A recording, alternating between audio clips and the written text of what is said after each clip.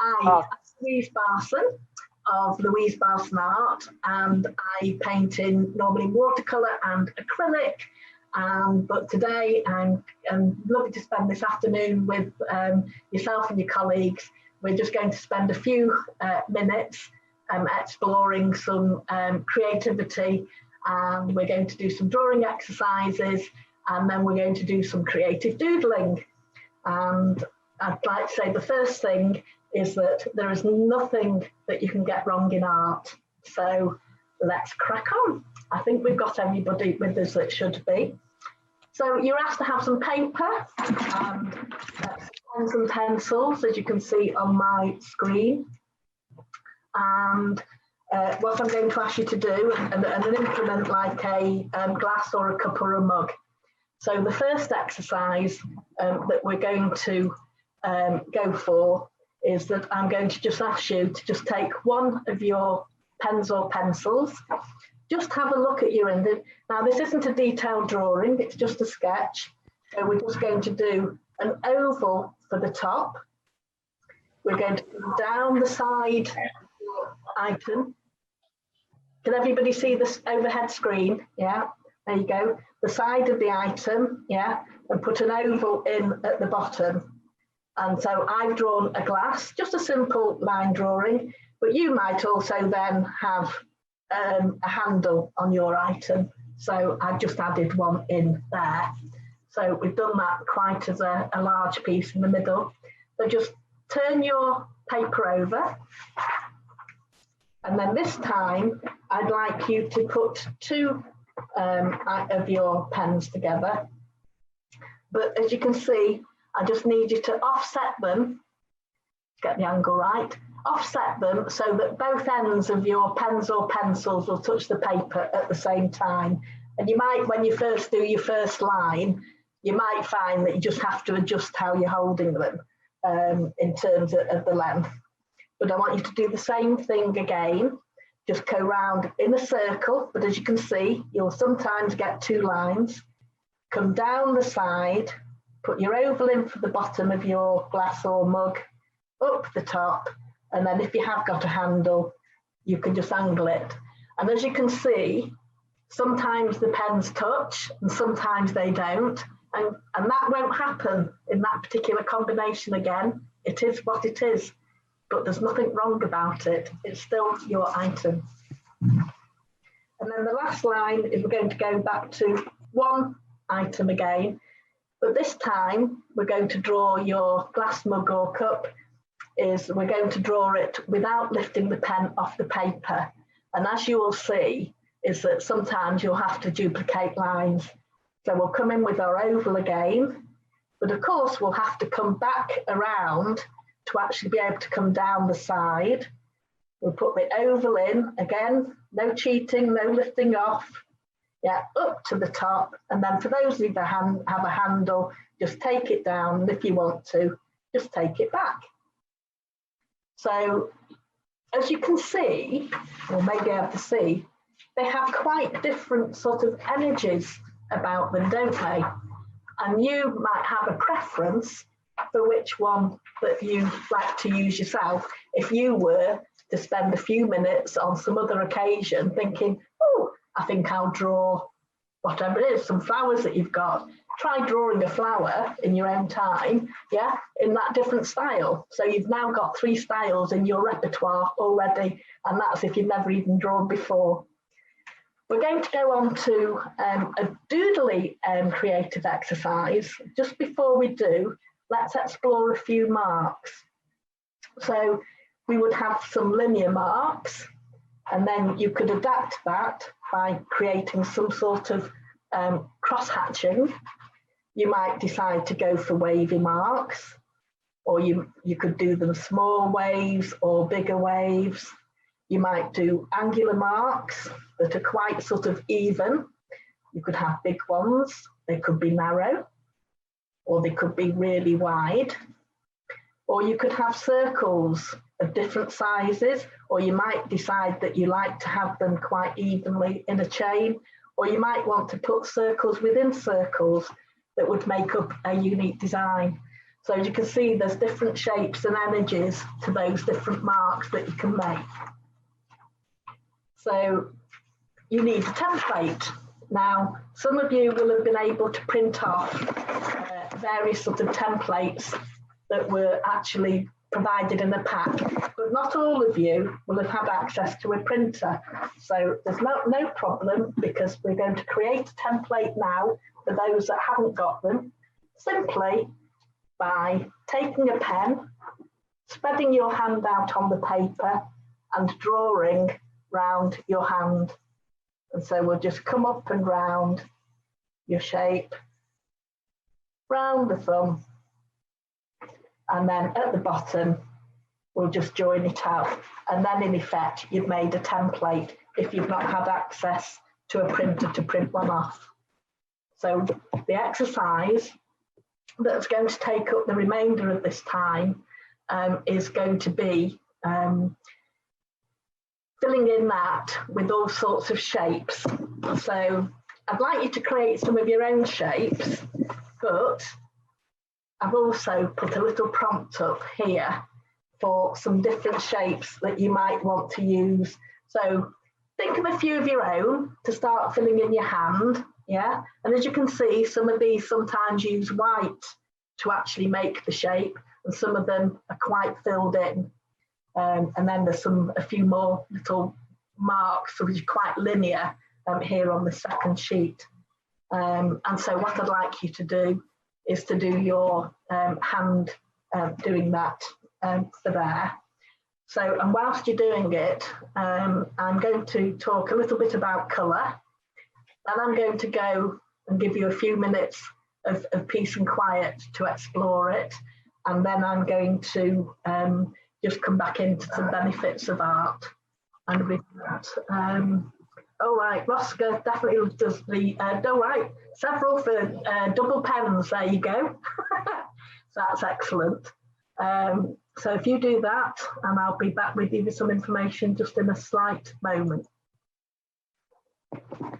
So, colour. It's all around us, yeah? And we don't even notice the conscious decisions that we're making, or sorry, the unconscious decisions we're making about colour at all. It's amazing what it affects. It guides us through our daily lives. We use our colour choices when we get dressed of a morning, or even what we buy. We do it as to how we relax, because we'll might decide to go out and for a walk because we find green environment with trees and everything extremely relaxing. Or you might be a beach person, in which you're into blues and golds and browns. Or right down to our food choices as to how we like our cup of tea or coffee to look for it to sort of taste its best. And how, you know, we like, say, maybe to eat a piece of toast. So it's really interesting how colour can have an effect on this. So that's really sort of good in terms of that, as to sort of see that it's in those unconscious decisions. But I went to look, because I have a preference, I went to actually look and to do some research, as to go find some research as to what is the most favourite common colour. And I found a YouGov survey from 2015, and it was conducted across 10 countries across the whole 4 continents. And blue is the world's favourite colour, and by a long way. In some cases, you know, it is far outstretched in terms of popularity. And that's quite surprising when you sort of think of some cultures will consider other colours to be really lucky, say red in China. And then the second most popular colour does vary from country to country, but it's always, second choice is always a mix of either green, red or purple. And so it'd be really interesting to explore that further, which I will do, as to why they have those colour choices. But what interests me about blue, that until the 13th century, there were very few mentions of blue in literature or in recorded documents. And that's because it's not around in nature unless it's been a man-made thing, in terms of most blue flowers you'll see have been developed and cultivated by man, so they came much more recently. So it's interesting that that's the case. An awful lot of people were surveyed for this. And so Homer, who was writing obviously in the Greek time, so it's what, centuries ago, he didn't have a word for blue, and so he would describe the sea as being wine dark. And so it's one of the things that some scientists have looked at, as to sort of say how much language gets devoted as to how we describe things, as to how it becomes colour related. There is a tribe that still has, even today, no word for the colour blue, but they have many, many words for the colour green. And that's just because of how their particular society is run and in terms of what's important to them. But blue light, which actually is a light wave that actually affects our circadian patterns and our sleeping patterns, which is why stopping screen time with the blue light is actually seen, both receptor on the eyes, and even seen, blue light is even seen by blind people. So it's interesting, colour, it affects how we taste food. So if you like hot chocolate, then apparently they've done tastes, and if you serve it in an orange or cream coloured cup, then it tastes better than it does in another colour cup. And it's interesting that in an orange cup, because blue is a complementary colour to orange, it's opposite on the scale. So it's interesting that how colours can make us feel. So blue is the colour of communication. And it's often seen to be contemplative and serene. Other colours, so green is connected with nature and with balance. And so there's a really interesting book that you can get hold of, which I've shared in the pack, I believe, which is The Secret Lives of Colour, which is by Cassia St. Clair. And that's got different facts about all colours of the rainbow. Everybody will work at different speeds. If you have finished your current template, just do another one. And you'll find that you will actually decorate it in different patterns. Share with you, especially as it's your Wellbeing Wednesday, some of the benefits of doing art and creativity. So it's a great stress reliever and sort of mood improver. It gives your brain a much needed break from your day-to-day activities.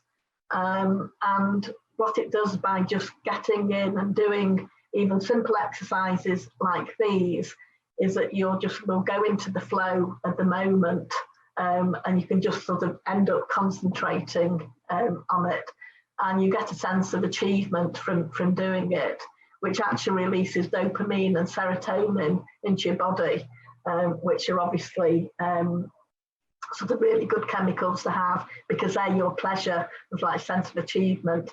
And it also reduces cortisol if you can actually give yourself that sort of break from mental stimulus by concentrating on something that is creative, and that can only be beneficial. It does sort of encourage creative thinking, because even though I maybe gave you some things to look at there, but you have done your own designs as well. So each of you has done something different, even though you'll have used some of the same marks in terms of the shapes of them, you've applied them a different way. And so you've been enhancing your decision-making skills, because all art actually is making different decisions. And the great thing about that is that you can complete this sort of once here, and then I might decide that I don't like this patch that I've done in here, yeah? So I can do it again. It's not wrong. I just sort of make an artistic decision, thinking next time I'm not going to use that shape in this exercise. It's sort of really good for a sense of accomplishment. It's really good that when you engage in a new kind of activity, your brain is then making different connections between itself, which, you know, is really good for your sort of well-being. You become much more observant of the details, and this can cross over into your other areas of your life. So by doing something like this and developing some of your art and creativity skills by doing this exercise, and you may not have been able to access them for today, but I've sent the organisers a set of some templates, which is about like the leaves, about a tree, and about and a larger leaf. They have those items, so you could experience this yourselves at another time, just to sort of see what you learn. But by really observing, say if you go to draw a glass again, if you spent some real time, had a slow look at it, and really got the details out of your glass or vase or item, you will find that you will see more and more things. You'd see shadows that you can copy in to actually take it into a more detailed drawing. You'd make sort of look at light and dark and different things. And by becoming more observant, you might then start noticing more things about you. Stephanie's asking the same for all sites of arts. Yeah, but they will be using, yes, because you're learning, because you're creating, because you're doing different patterns. Yes, anything that stimulates that creative thing. You see, you're making decisions within those as to what music to sort of sing, what song to sing, what tempo to sing it at. So anything sort of creative. Jill, very like saying rubbish art, but like to try. You know, you can't get art wrong. So it's about being kind to yourself and just having a go, because, I mean, look at what some of the great artists that get paid millions of pounds. I mean, sometimes you look at those and thinking, wow, you know, look at that, would you do it? Doodling while you're problem solving, if you sort of sit and pose yourself a problem, I sometimes will then go off and do something that would actually then say, I've had that creativity session, I've had that time where I'm just in the flow, but because I've posed a problem in mind, like I want to think about a topic in back, I sometimes then find that I've got different solutions available to me when I think now, because I've put my mind into a different state. So when I go and revisit the problem I wanted to solve in some area of my life, I come to it with a different process. Rosca, to everyone, the shapes. Well, that's one for you as training people as to whether about profiling. I don't know anything about profiling personalities, but I think that would be, there could be benefits to that. There's quite a lot of material out on creativity and the benefits of creativity that you might be able to look up and use. But being more observant of the details is really quite good. You could bring those into your art. It helps improve memory because you're using your imagination. So if you're enhancing that through this skill, it then has benefits for your other memory. Yes, certainly doing the use of colours. There's an awful lot out on the psychology of colour, which would be appropriate for a lot of the things that you're doing. People can use it to communicate their own thoughts, obviously, by doing something, but there might be areas that they actually are asked to draw something about a particular feeling or a particular topic, so that can be done, but that's into a different side of art, if you like. And also it's the time, the way that time flows when you're actually doing an exercise like this. It's really sort of a beneficial thing to actually get you. It's very meditative. It actually gets you to be in the present moment. So if anybody's got any other questions they want to ask in the chat, I'm happy to do. But there's, I'll put one thing up. I haven't sort of got it, but there I've just put a thing up in terms of the 24 proven health benefits of drawing, painting, and art. So what I may do is actually, it's one I haven't put in the pack. but I think I'll send something off to Janice, who organised this, and say, right, there's a separate document that you can have that also talks a little bit about the benefits of colour. So I hope you've enjoyed it and that you found it beneficial. How painting affects to attention. I think it can help improve attention, is my own personal thought. Because you end up doing something where you in effect practice your concentration muscle, but in a really enjoyable way. I think if you enhance that skill by doing something like these exercises, then the amount of attention that maybe you're able to actually expand to other areas of life, it can help, because you've strengthened that concentration muscle, haven't you, in your brain, and that ability. Right, great ice-breaking exercise, virtual trainings from Sibal, yes. So, yeah, somebody different, you very enjoyed it. So I'm really glad that you've enjoyed this session and that you found some benefits, and some of the information I chose to share with you. There's an awful lot about art and colour out there, and I'm just something that I've been doing for 4 years now, but I'm really passionate about it. Fantastic. Thanks a lot, Louise. That was great. It's a pleasure. There you go. You're going back to your main stage now. Enjoy the rest of your conference, and thank you so much for joining.